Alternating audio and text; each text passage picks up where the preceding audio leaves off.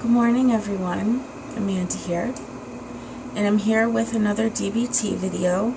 This is the last of the distress tolerance handouts that I've been vlogging about. And as always, you can always get the full manual if you prefer. That way you can have everything instead of just certain ones like I have. Okay, so this is Distress Tolerance handout number 5. Basic Principles of Accepting Reality. Radical Acceptance.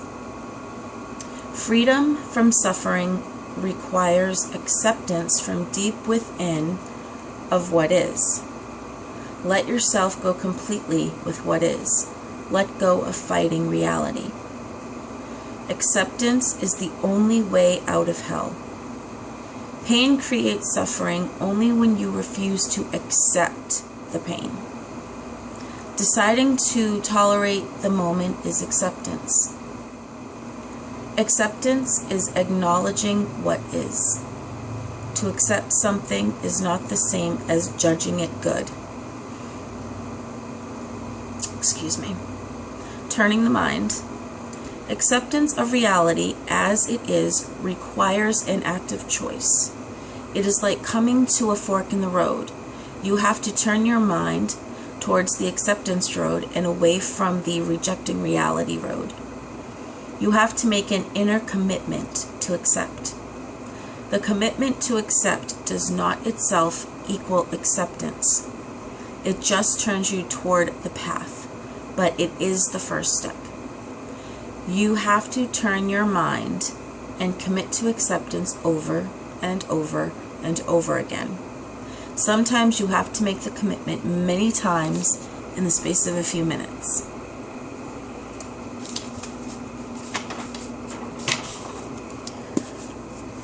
Willingness. Cultivate a willing response to each situation. Willingness is doing just what is needed in each situation in an unpretentious way. It is focusing on effectiveness. Willingness is listening very carefully to your wise mind, acting from your inner self. Willingness is allowing into awareness your connection to the universe, to the earth, to the floor you are standing on, to the chair you are sitting on, to the person you are talking to. Willfulness. Replace willfulness with willingness. Willfulness is sitting on your hands when action is needed, refusing to make changes that are needed. Willfulness is giving up. Willfulness is the opposite of doing what works, being effective. Willfulness is trying to fix every situation. Willfulness is refusing to tolerate the moment. So, just keep in mind, willingness is not the same as willfulness. Willingness, I'm just gonna okay. Willingness is acting upon what needs to be acted upon in the moment. Willfulness is not accepting what is, and you try to butt heads with whatever reality is. So when you're trying to practice these skills, always try to remember willingness, your willingness to accept, your willingness to commit, your willingness to do what needs to be done to help you through the situation you're in. Not being stubborn, not beating your head up against the wall. That's not going to help. So just try to remember there is a difference between willingness and willfulness. Okay, so this last page here of this section, if I can turn the page, is a crisis survival strategy homework thing. Hopefully you can see this. Okay, so this is what it is, and I'm just going to go up so you can see. It's like you're going through all these different things. I hope you guys can see that. Okay, so it says for each survival skill, check whether you used it during the week and write down your level of distress tolerance, both before and after using the strategy as follows. 0 equals no tolerance, a nightmare, to 100 equals easy tolerance, piece of cake. List what you tried specifically on the back side of the sheet. So it has the skills. So distracting with wise mind accepts, and all those, like the stuff that I went through, like the activities and all that stuff, pushing away thoughts, all that. Self-soothing, the 5 senses, vision, hearing, that kind of stuff. Improving the moment. So imagery, meaning, prayer, relaxation, whatever works for you.